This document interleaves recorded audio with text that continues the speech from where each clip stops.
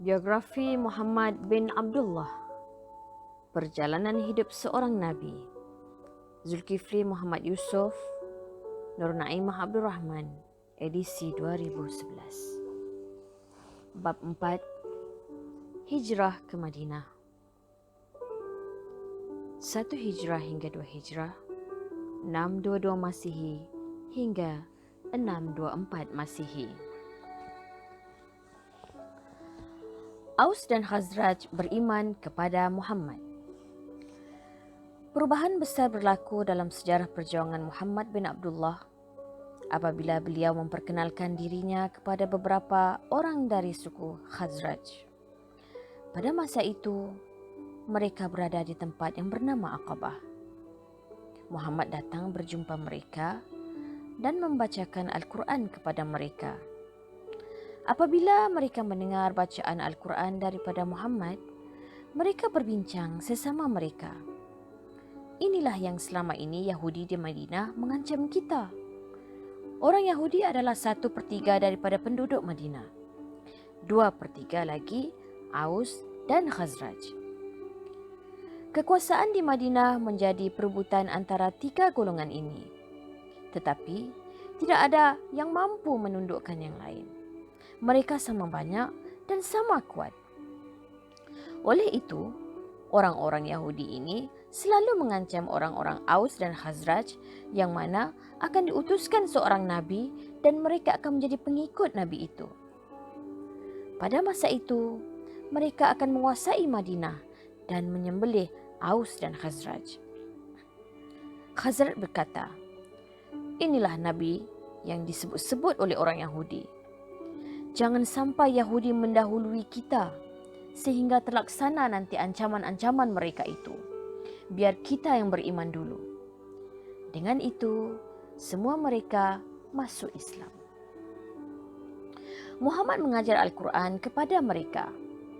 Sejarah menyebutkan mereka adalah As'ad bin Zurarah, Rafiq bin Malik, Mu'az bin Afraq, dan Zaid bin Tha'labah. Apabila mereka pulang ke Madinah, Islam mula tersebar di Madinah. Pada tahun berikutnya, mereka menghantar 12 orang wakil mereka kepada Muhammad, mengiklankan keislaman mereka dan mewakili orang-orang lain di Madinah yang tidak dapat datang ke Mekah. Mereka semua memeterai perjanjian dengan Muhammad yang disebut Bai'ah Aqabah Al-Ula, iaitu perjanjian Aqabah pertama. Dinamakan juga Bai'ah An-Nisa, yang bermaksud perjanjian orang perempuan, kerana ia adalah perjanjian taat setia dengan Muhammad, perjanjian iman dan akhlak, tetapi belum perjanjian jihad seperti perjanjian orang-orang perempuan dengan Muhammad.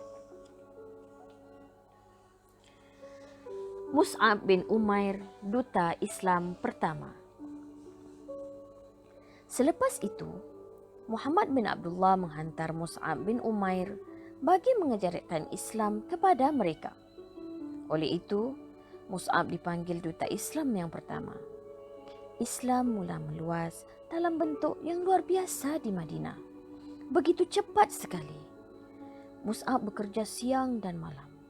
Usahanya begitu luar biasa sehingga tidak ada rumah di Madinah melainkan Islam sudah sampai ke situ. Semua peristiwa ini berlaku sekitar 3 tahun dari tahun kesedihan. Daripada tahun ke-10 selepas kenabian sehinggalah tahun ke-13 selepas kenabian. Setiap orang yang masuk Islam di Madinah berusaha pula membawa keluarganya masuk Islam. Antara kisah yang menarik adalah kisah anak-anak Amru bin Jamuh. Anak-anak Amru semua masuk Islam, tetapi ayah mereka belum menerima Islam dan masih percaya lagi dengan berhalanya. Anak-anaknya ingin menyedarkan ayah mereka. Suatu malam, semasa ayah mereka tidur, mereka masuk ke bilik ayah mereka. Mereka mengambil kotoran-kotoran dan mengotorkan berhala ayah mereka. Keesokannya Amru bangun melihat Tuhannya penuh dengan kotoran. Dia pun bercakap-cakap dengan Tuhannya. "Siapa yang buat seperti ini kepada kamu?" kenapa kamu tidak mempertahankan diri? Selepas itu, dia membersihkannya semula, diwangikan dan disembahnya lagi berhala itu. Pada malam kedua, anak-anaknya mengulangi perbuatan semalam. Esoknya, Amru bangun dan lihat tuhannya penuh dengan kotoran lagi. Katanya, "Hai Tuhan, kenapa kamu tidak mempertahankan diri kamu?" Tetapi selepas itu dibersihkannya, diwangikannya, dan disembah lagi. Kali ini, Amru menggantung pedang di leher tuannya sambil bercakap kepada tuannya, "Kalau ada orang yang hendak mengotorkan kamu lagi, kamu bunuh dia." Pada malam ketiga, anak-anaknya datang lagi. Mereka menyembelih anjing. Pada masa itu, anjing belum diharamkan lagi. Mereka menggantung anjing di leher berhala dan mengotorkan berhala dengan darah anjing. Mereka mencampakkan berhala dan anjing ini ke tempat sampah. Keesokan harinya, Amru bangun mencari tuhannya, tetapi sudah hilang. Akhirnya, dia menjumpai tuhannya berhampiran dengan tempat pembuangan sampah dengan dipenuhi darah dan anjing tergantung di lehernya. Amru berkata, "Demi Allah, tidak patut engkau ini disembah." Selepas itu, dia masuk Islam. Begitulah usaha masing-masing pada keluarga mereka sehingga Islam tersebar ke seluruh Madinah. Ketua suku Ad-Dawusi masuk Islam. Pada masa itu juga, di Mekah ada seorang ketua suku Arab yang besar, yaitu ketua suku Daus yang bernama Tufail bin Amru. Apabila sampai di Mekah, dia disambut oleh pembesar-pembesar Mekah. Mereka terus mengingatkannya dan menakut-nakutkannya, yaitu sudah muncul seorang lelaki daripada kalangan mereka. Sesiapa yang mendengar cakapnya pasti terkena sihir. Mereka berpesan kepada Tufail, "Kamu jangan cuba-cuba hendak mendengar cakapnya. Kalau kamu dengar, kamu pun akan terkena sihirnya. Dia akan memecah belahkan kamu dengan kaummu." Kerana terkesan dengan cakap-cakap pembesar-pembesar Quraisy, Tufail menyumbat telinganya dengan kapas semasa tawaf, takut-takut terdengar dakwah Muhammad dan takut terkena sihir. Semasa Tufail melakukan tawaf, Muhammad sedang membaca Al-Quran di Kaabah. Tufail menceritakan, "Semasa aku tawaf, aku nampak Muhammad. Aku perhati dia, tetapi aku tidak mendengar apa yang Muhammad cakap. Tetapi perawakan beliau sangat menyentuh dan menarik hatiku. Akhirnya, hatiku membisikkan pada diriku, 'Wahai Tufail, kamu ini pemimpin suku. Kamu ini orang yang cerdik dan ahli bahasa. Kamu penyair dan kamu tahu menilai mana yang baik dan mana yang buruk.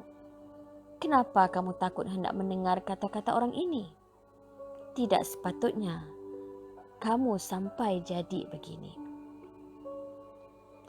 Akhirnya, Tufail membuka kapas daripada telinganya dan dia datang kepada Muhammad dan meminta beliau bercakap kepadanya. Dia mendengar dengan penuh perhatian. Akhirnya, dia masuk Islam. Pada masa itu juga, dia terus mengucap di hadapan Muhammad. Ketua suku Daus masuk Islam. Ini kemenangan bagi Islam. Muhammad terlalu gembira dengan keislaman Tufail. Apabila tersebar berita ini di kalangan Quraisy, suatu berita yang mengejutkan. Ketua suku Duais, satu kabilah yang kuat, masuk Islam. Mereka datang mengancam Tufail. Kata Tufail, "Kalau kamu sentuh aku, kamu tidak akan selamat daripada suku Daus." Quraisy tidak berani mengganggu Tufail. Selepas itu, Tufail datang menghadap Muhammad. "Wahai Muhammad, apa yang kamu perintahkan kepada aku? Apakah aku terus bersama kamu atau aku pulang kepada kaumku? Apa yang engkau perintahkan, wahai Muhammad? Aku bersedia." Begitulah iman Tufail. Dari awal lagi ketaatannya kepada Muhammad sudah jelas. Apabila kemanisan iman sudah masuk ke dalam hati, tidak ada syarat dunia lagi. Apa yang Muhammad mahu, Tufail bersedia melaksanakannya.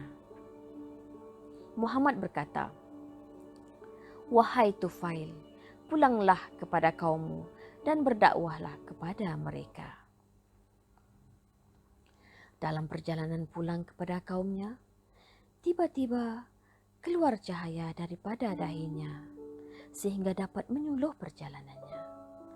Allah memberi karamah, yaitu perkara luar biasa yang Allah berikan kepada orang-orang yang beriman. Dia memohon supaya cahaya itu tidak berada pada mukanya, takut menjadi fitnah. Oleh itu, cahaya itu berpindah ke hujung rotan untanya yang menjadi bercahaya dan dapat menerangi perjalanannya. Apabila sampai ke kampungnya, dia disambut oleh kaumnya dan selepas itu terus dia mengumpulkan istri, ibu dan keluarganya yang terdekat. Dia berdakwah kepada mereka sehingga mereka semua menerima Islam. Kemudian dia berdakwah kepada kaumnya. Bertahun-tahun dia berdakwah kepada mereka. Akhirnya semua kaumnya masuk Islam.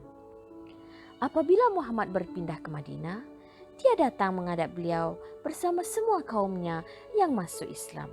Suatu kaum masuk Islam dengan Islamnya ketua mereka. Perjanjian Aqabah kedua. Pada masa itu juga, Islam berkembang pesat di Madinah. Pada tahun terakhir sebelum Muhammad berhijrah ke Madinah, orang Madinah menghantar 73 orang wakil mereka yang sudah Islam bertemu dengan Muhammad. 2 orang daripada mereka adalah perempuan. Mereka datang bersama dengan rombongan haji dari Madinah, yang mana pada masa itu sebahagian daripada golongan rombongan ini belum Islam lagi. Di tengah-tengah musim haji itu, mereka menghantar wakil meminta izin daripada Muhammad mengadakan pertemuan dengan Muhammad. Salah seorang wakil yang datang membuat janji dengan Muhammad adalah Sa'ad bin Malik, seorang penyair terkenal di Madinah.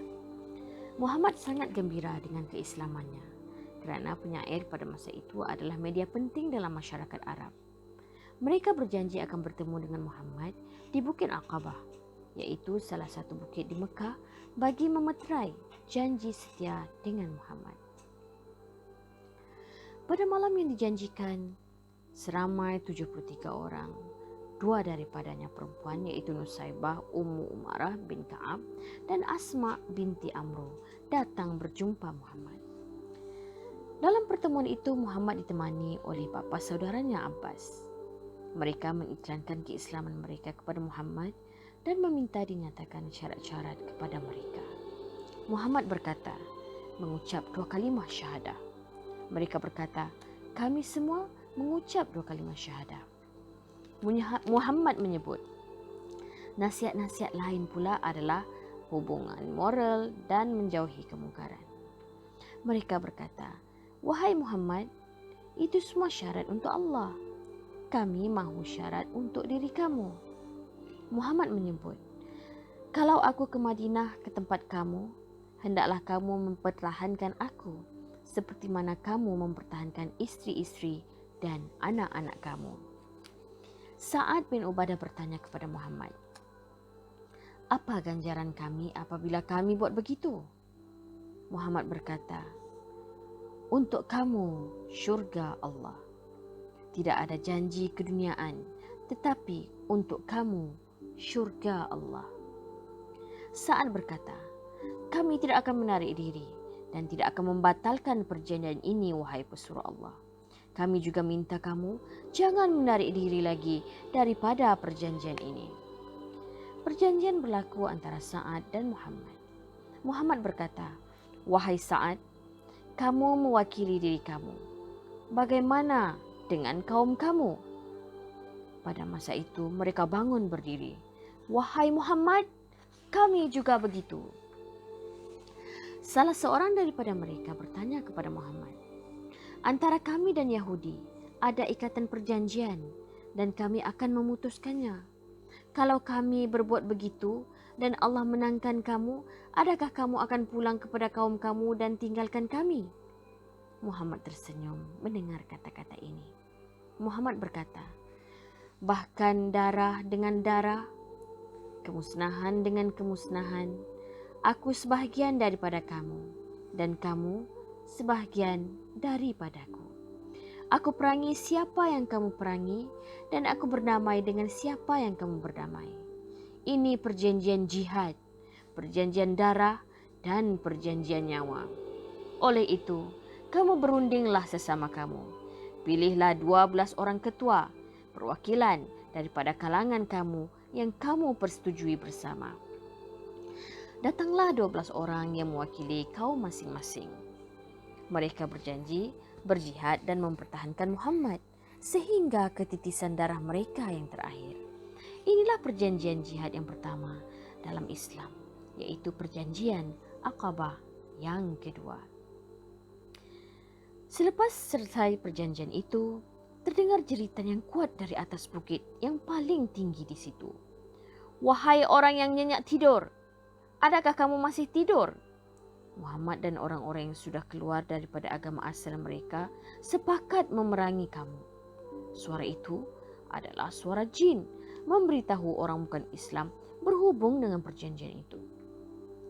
Sa'ad terus menghunus pedangnya dan berkata, "Wahai Muhammad, kalau kamu izinkan, sekarang juga kami perangi mereka."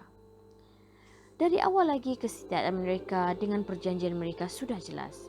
Walaupun hanya 73 orang, mereka bersedia menghadapi Quraisy dan suku-suku Arab yang lain yang sedang berada di Mekah menunaikan haji. Muhammad berkata, "Jangan dulu." Muhammad memerintahkan mereka semua bersurai. Quraisy dan orang-orang lain mendengar jeritan jin kafir tadi mencari-cari dan menyiasat siapa yang terlibat. Akhirnya, daripada maklumat yang mereka dapat, mereka mensyaki orang Madinah yang memeterai janji dengan Muhammad. Mereka mengumpulkan semua orang dari Madinah dan bertanyakan hal ini. Orang-orang bukan Islam di kalangan mereka tidak tahu langsung berkaitan hal ini. Mereka bersumpah di depan Quraisy. Orang Madinah tidak terlibat. Sahabat-sahabat yang 73 orang itu hanya mendiamkan diri. Akhirnya, mereka dilepaskan pulang ke Madinah. Quraisy tetap mensyaki orang-orang Madinah yang terlibat dalam hal itu. Akhirnya mereka mengejar orang-orang Madinah ini. Tetapi mereka hanya berjumpa dengan Sa'ad bin Ubadah dan seorang lelaki yang sudah Islam. Lelaki ini sempat melarikan diri, tetapi Sa'ad tidak sempat. Sa'ad ditangkap dan dipukul oleh Quraisy dan disuruh membuat pengakuan yang mereka sudah berjanji dengan Muhammad. Sa'ad tidak mengaku. Sa'ad terus dipukul sehingga ada orang dari Mekah yang mengenalinya adalah salah seorang daripada pembesar Madinah. Dia menjamin Sa'ad dan Sa'ad pulang semula ke Madinah. Islam semakin tersebar luas di Madinah.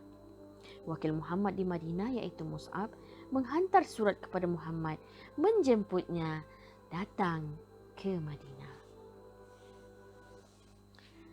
Hijrah ke Madinah. Muhammad memerintahkan sahabat-sahabatnya berhijrah ke Madinah.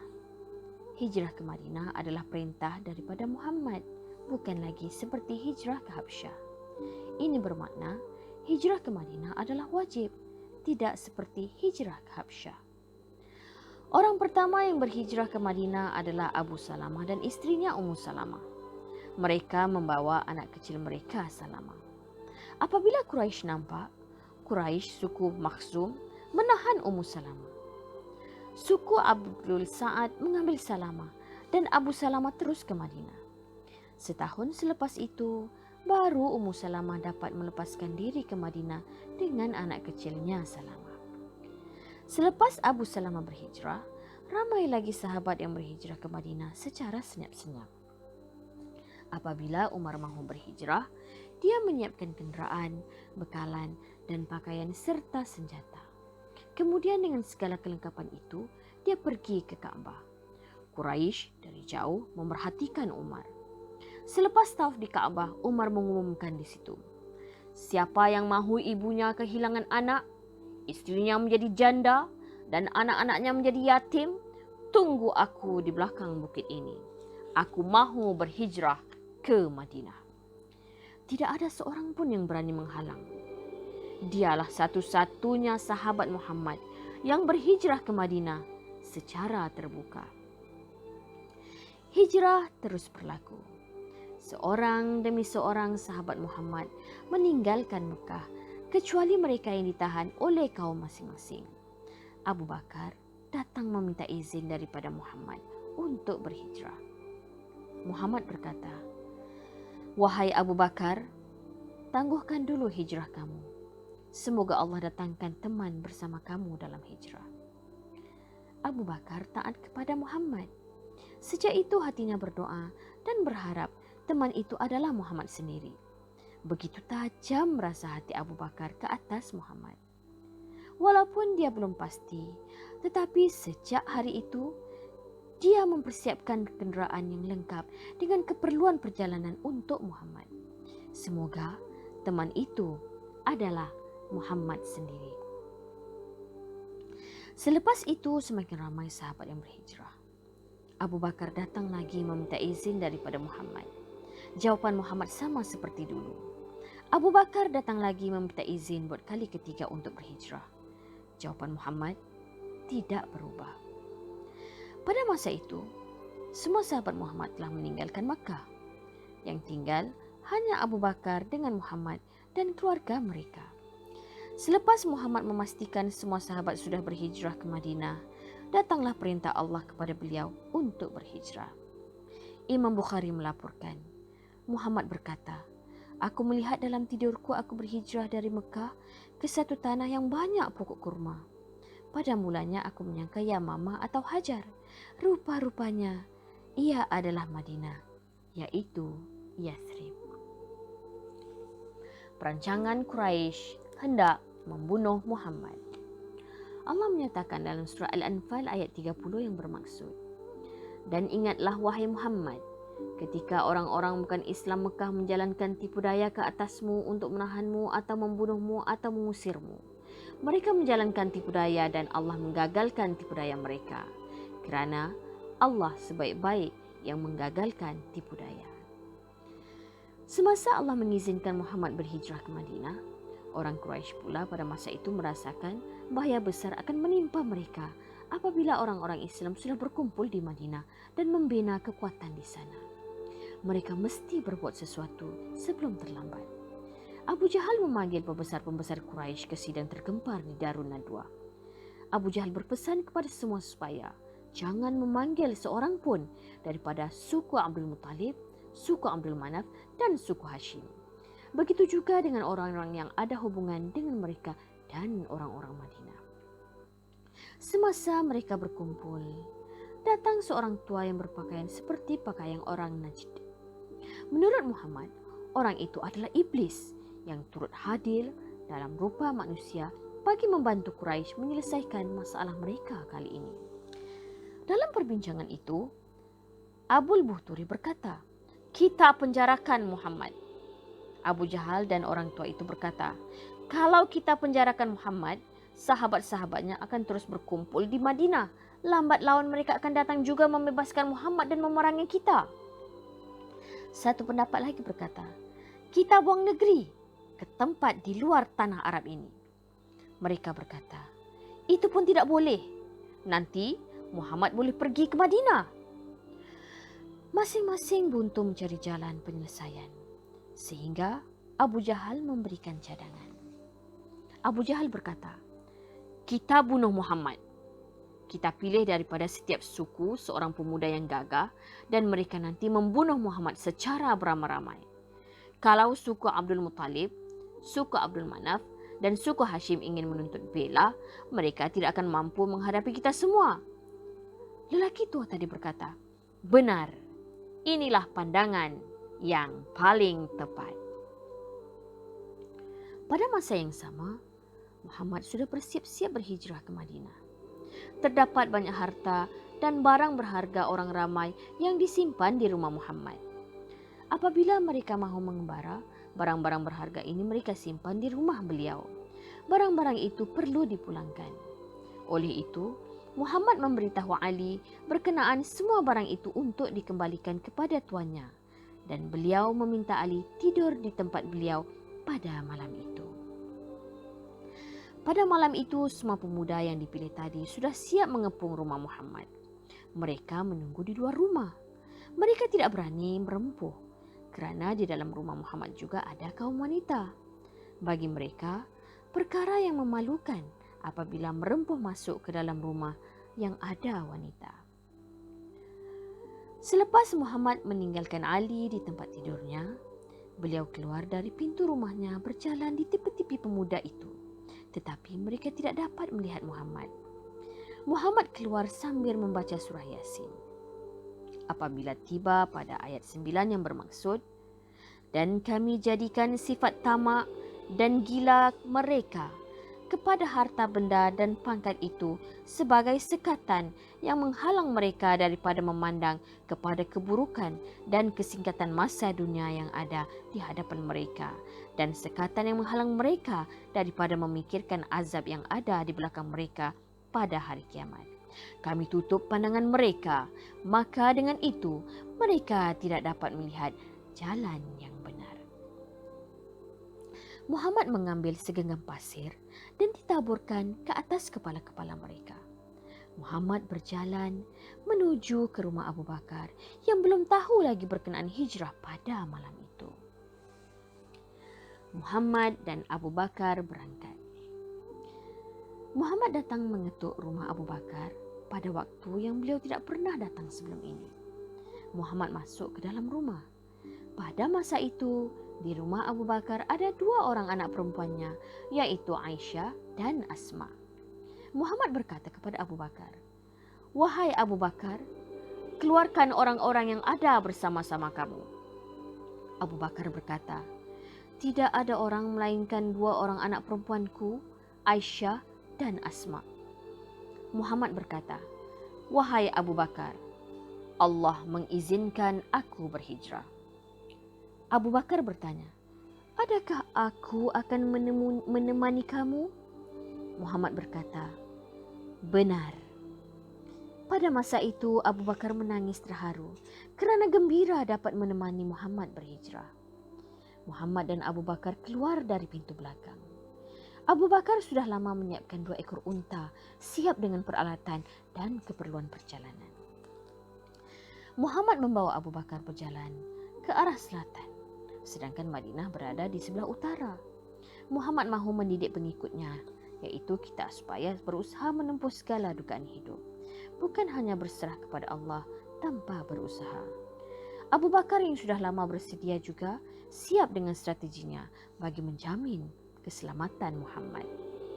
Abu Bakar memerintahkan pekerjanya membawa kambing-kambing ternakannya berjalan di belakang Muhammad dan Abu Bakar bagi menghilangkan kesan-kesan tapak kaki mereka. Apabila mereka sampai di Gua Thur di selatan Mekah, Abu Bakar memerintahkan pekerjanya Amr bin Fuhairah menjaga unta mereka dan membawa semua ke Gua Thur apabila diberitahu nanti. Abu Bakar juga meminta Amr memberitahu tempat mereka kepada Abdullah dan Asma, iaitu 2 orang anak Abu Bakar. Apabila melihat Muhammad hendak masuk ke dalam gua, Abu Bakar cepat-cepat meminta izin masuk dahulu sebelum Muhammad masuk. Dia mahu memastikan tidak ada perkara yang membahayakan Muhammad di dalam gua itu. Abu Bakar memasukkan kakinya ke dalam setiap lubang bagi memastikan tidak ada binatang berbisa di situ yang menyakiti Muhammad. Selepas dipastikan semuanya selamat, barulah Muhammad masuk. Keesokan harinya, pemuda-pemuda yang mengepung rumah Muhammad mula rasa pelik. Biasanya Muhammad keluar sembahyang di Kaabah. Tetapi mengapa sehingga saat ini Muhammad tidak keluar-keluar lagi? Selepas itu baru mereka sedar ada pasir di atas kepala mereka. Apabila mereka mengintip ke dalam, mereka melihat Muhammad masih tertidur. Akhirnya, mereka tidak sabar lagi. Mereka menyerbu masuk.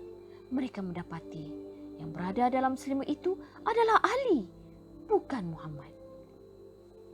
Mereka memeriksa seluruh rumah, tetapi tidak menjumpai Muhammad. Mereka sedar Muhammad sudah berhijrah ke Madinah. Mereka cuba mencari Muhammad di merata tempat, tetapi tidak berjumpa. Akhirnya, pembesar-pembesar Quraisy membuat tawaran kepada sesiapa yang berjaya menangkap Muhammad. Mereka mendapat ganjaran 100 ekor unta betina. Satu ganjaran yang besar pada masa itu. Semua orang sibuk mencari Muhammad kerana tamak dengan hadiah yang besar itu. Selepas semua tempat yang dicaki tidak ada, akhirnya mereka menuju ke Gua Thur.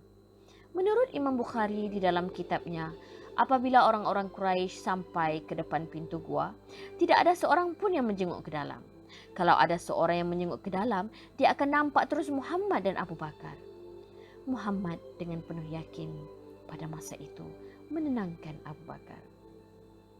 Wahai Abu Bakar, jangan kamu sangka kita berdua sahaja, tetapi Allah ada bersama dengan kita.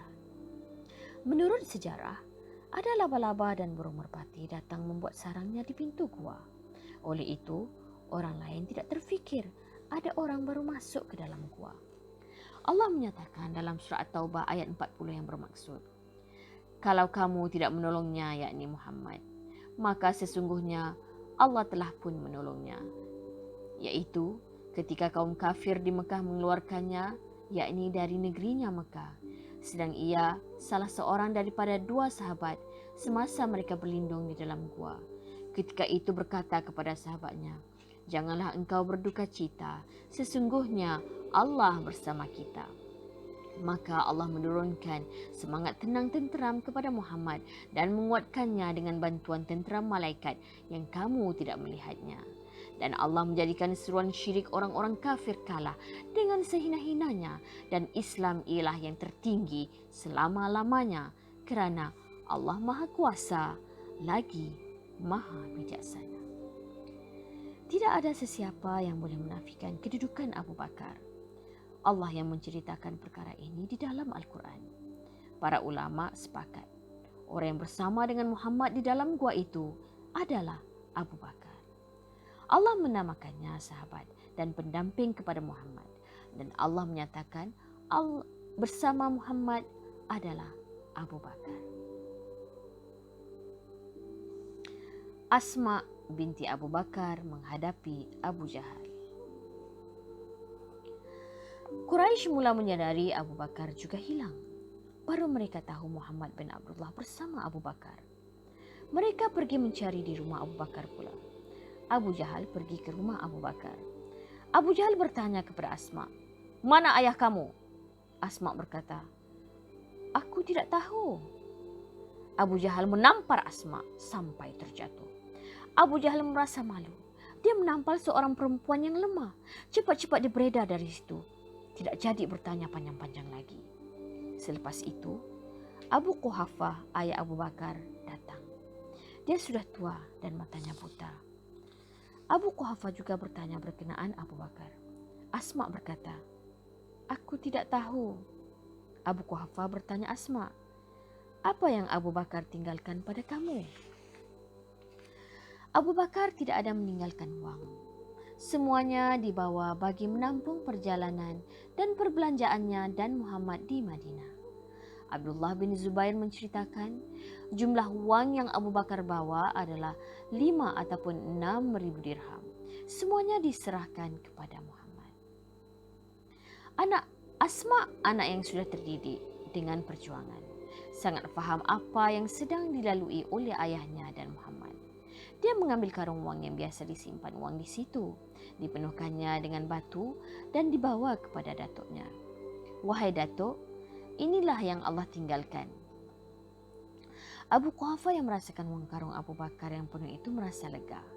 Hilang risaunya berhubung dengan nasib anak-anak dan keluarga Abu Bakar yang ditinggalkan di Mekah.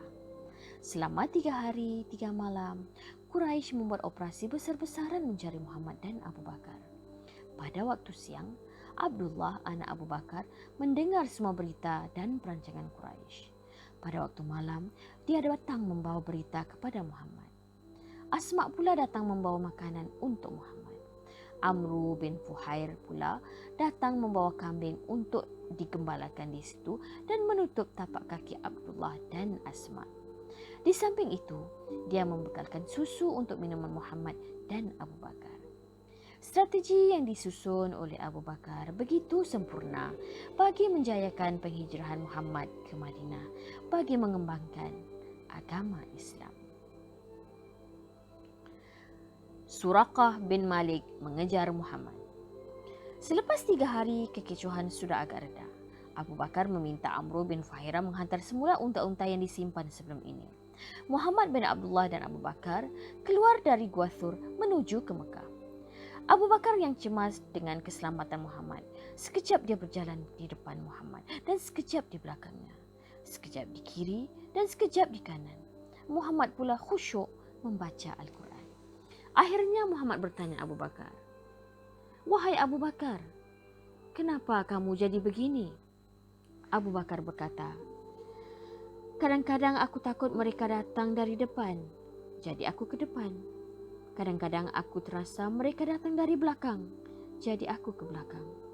Begitu juga kadang-kadang aku rasa dari kanan, aku pun ke kanan. Kadang-kadang aku rasa dari kiri, jadi aku pun ke kiri pula." Muhammad berkata, "Wahai Abu Bakar, sesungguhnya Allah bersama kita." Pada masa itu barulah Abu Bakar tenang. Sampai satu masa, Abu Bakar dapat merasakan ada orang berkuda mengejar mereka dari belakang. Semakin lama semakin dekat. Abu Bakar semakin cemas. Abu Bakar memberitahu kepada Muhammad, tetapi Muhammad tidak menoleh pun. Muhammad terus khusyuk membaca Al-Quran. Akhirnya, orang itu ialah Suraqah bin Malik. Semakin dekat dan sampai jarak yang dia dapat memanah mereka. Abu Bakar semakin cemas. Dia memberitahu Muhammad, "Wahai Muhammad, dia sudah dekat.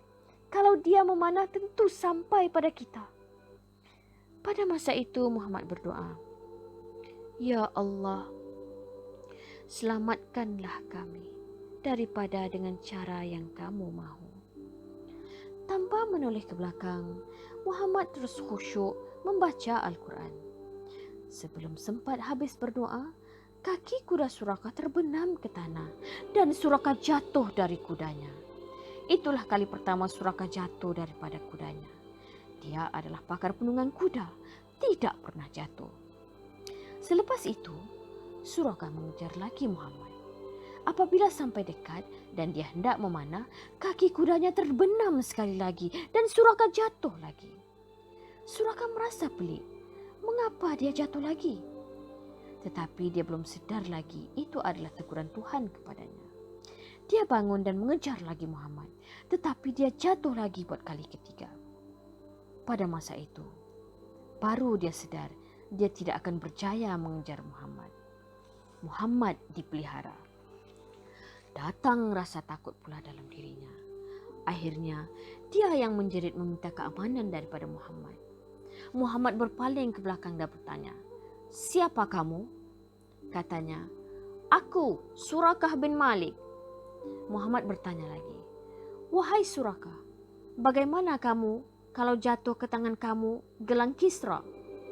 Suraqah berkata, "Apakah Kisra Anusyarwan Raja Farsi itu ataupun Kisra lain yang kamu maksudkan?" Muhammad berkata, "Benar, Kisra Anusyirwan."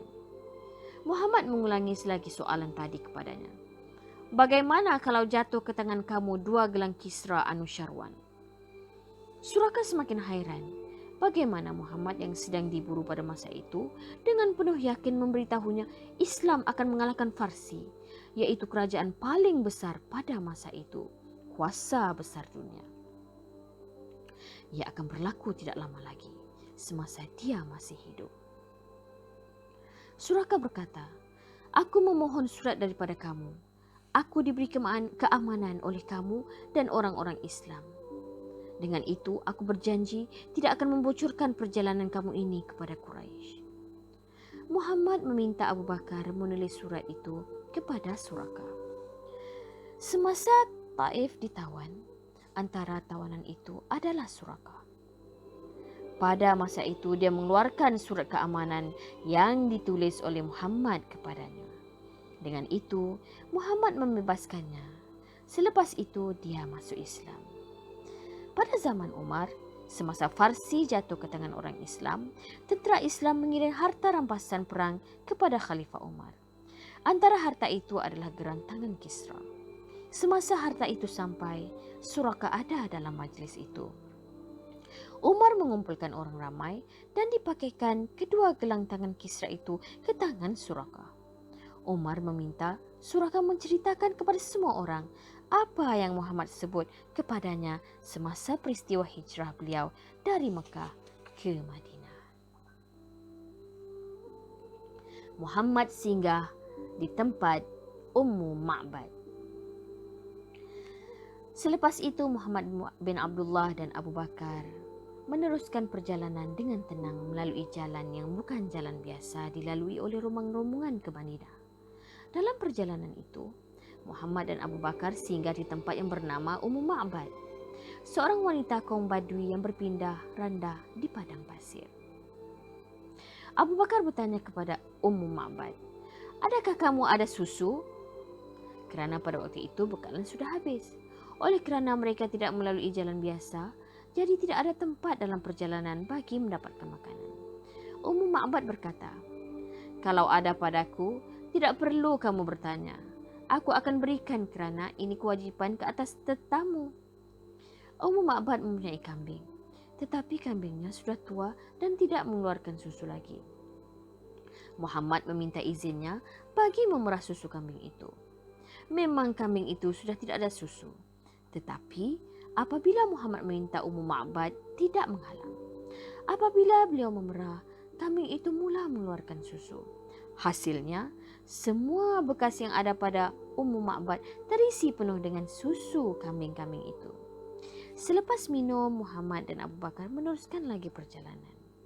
Apabila Abu Ma'bad, iaitu suaminya, pulang, dia melihat semua bekas penuh dengan susu. Dia pelik, dari mana datangnya susu itu? Ummu Ma'bad pun menceritakan berhubung tetamunya itu. Dalam perjalanan itu juga, Muhammad bertemu dengan seorang pekerja yang menternak kambing daripada suku Aslam. Muhammad berkata kepadanya, "Semoga kamu sentiasa selamat."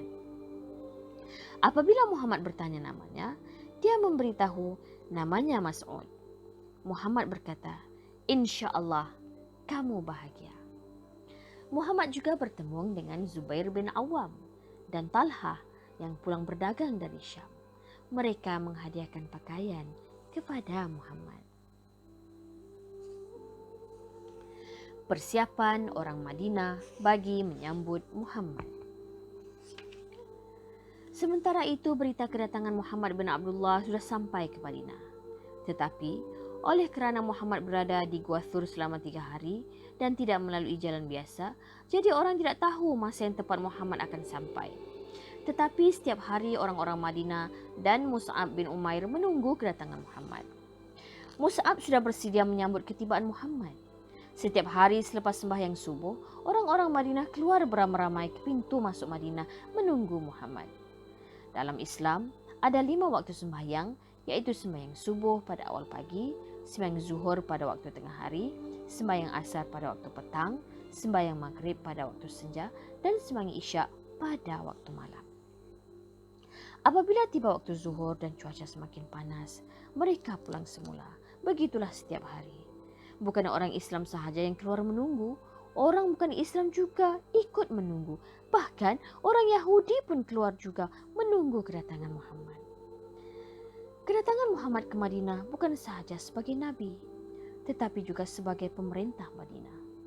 Persiapan menyambut kedatangan Muhammad ini menjadi program besar dan pesta besar-besaran bagi penduduk Madinah. Muhammad tiba di Madinah pada 12 Rabiul Awal hari Isnin. Pada hari itu, seperti biasa, orang Madinah keluar menunggu selepas subuh sampai tengah hari. Apabila matahari sudah terik, mereka beransur pulang. Sebaik sahaja mereka beredar, Muhammad sampai. Pada masa itu, masih ada seorang Yahudi yang sedang menunggu. Dia masih di atas pokok kurma. Mereka memanjat ke atas pokok kurma supaya dapat melihat Muhammad tiba dari jauh. Si Yahudi itu menjerit, memanggil semua orang Madinah. Jadi mereka semua berpatah balik bagi menyambut ketibaan Muhammad. ketibaan Muhammad yang mereka nanti-nantikan itu disambut dengan penuh gembira.